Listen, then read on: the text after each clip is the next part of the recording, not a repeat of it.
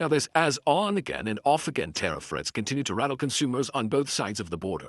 He's attacking Canadian families, workers, and businesses. We are not going to accept these continual threats, this continued uncertainty. We're in a stand-up for Canadians. This is unacceptable. A trade war that Canada never wanted just got even bigger.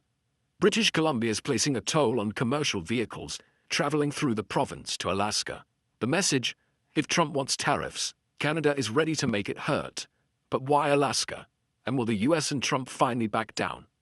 Trump's decision to delay, but not cancel, 25% tariffs on Canadian imports. Canada responded by postponing its next round of retaliatory tariffs until April 7th, but the initial wave of $30 billion in trade restrictions remains firmly in place. Now, BC Premier David Eby is raising the stakes, signaling that Canada won't sit idly by as its economy takes a hit. The move counteracts what Canada calls an unjustified economic attack from the United States. Provinces across the country are stepping up their countermeasures. British Columbia is a key transit hub for American goods, Eby said in a press conference. If Trump wants to disrupt trade, we can make sure he feels it too. Few Americans think about the fact that Alaska isn't connected to the rest of the U.S. land. It relies on a crucial transit route through Canada. The Alaska Highway, built during World War II, runs through British Columbia and Yukon before reaching the state. Cross-border trade, air traffic, and even fuel supplies depend on Canadian cooperation. If BC starts charging U.S. trucks tolls or imposes new restrictions, it could significantly disrupt the flow of goods and services between Alaska and the lower 48. Beyond roadways, Canada's airspace is also a vital link. Many flights between Alaska and other U.S. states pass through Canadian airspace, and some even make stops in Canadian cities.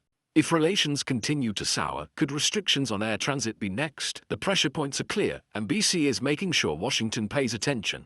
Premier Eby is considering new trade policies to reduce reliance on U.S. goods, requiring low-carbon fuel additives to be produced in Canada and scrapping internal trade barriers to strengthen domestic supply chains. We will not tolerate these ongoing threats and uncertainty, Eby said. We're standing up for Canadians. This approach is more than a tit-for-tat response. It's about shifting long-term economic priorities. By making U.S. imports more expensive and inconvenient, BC aims to incentivize businesses to source materials and products domestically. Some in Washington are already worried. Alaska's congressional representatives have called the move reckless and a direct attack on American businesses. But as Eby put it bluntly, if Washington is going to keep playing hardball, they shouldn't be surprised when we do too. However, BC isn't alone. The tension is escalating all over Canada. Other provinces are following suit with aggressive countermeasures of their own. Nova Scotia has blocked U.S. businesses from bidding on government contracts, doubled tolls on American trucks, and removed U.S. liquor from stores. Alberta's Premier Danielle Smith has promised her own retaliatory actions, calling Trump's tariffs an economic attack that will backfire. Manitoba and Newfoundland have banned American products from government shelves and are re-evaluating U.S. procurement deals. Trump's tariffs aren't just hurting Canada, Smith warned, they're hurting American families and businesses too. But what's the endgame for Canada? Provinces are fast-tracking major investment projects, looking to European and Asian markets, and accelerating efforts to diversify away from U.S. imports. Ottawa is offering financial incentives to businesses willing to pivot away from American suppliers.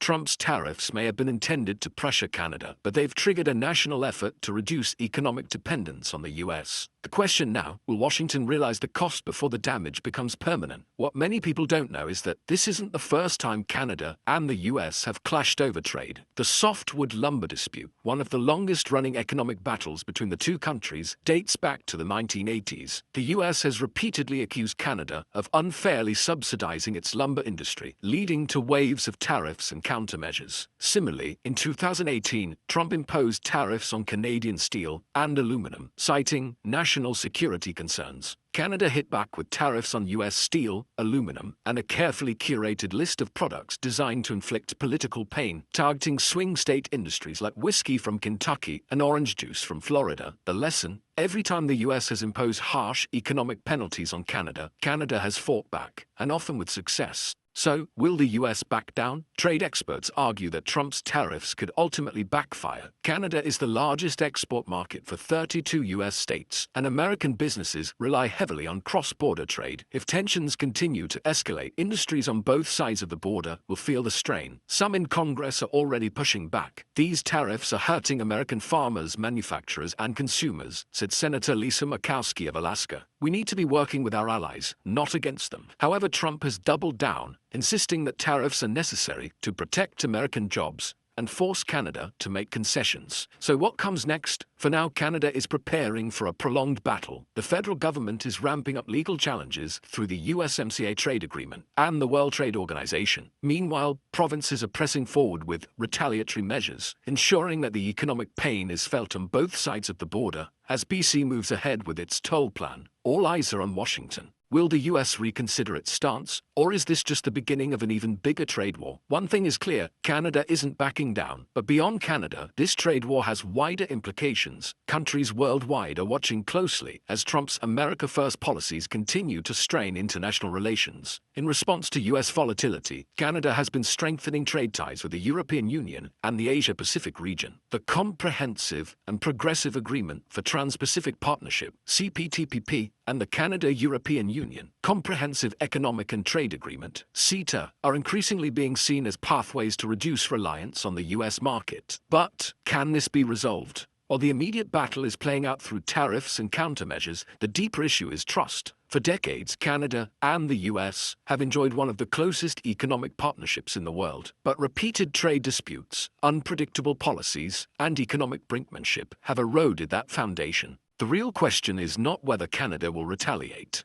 It already has, but whether the US is willing to risk damaging a relationship that has historically been a cornerstone of North American economic stability. For now, Canada is sending a clear message. It won't be bullied. And if the US continues to escalate, it may find itself paying the price in ways it didn't expect.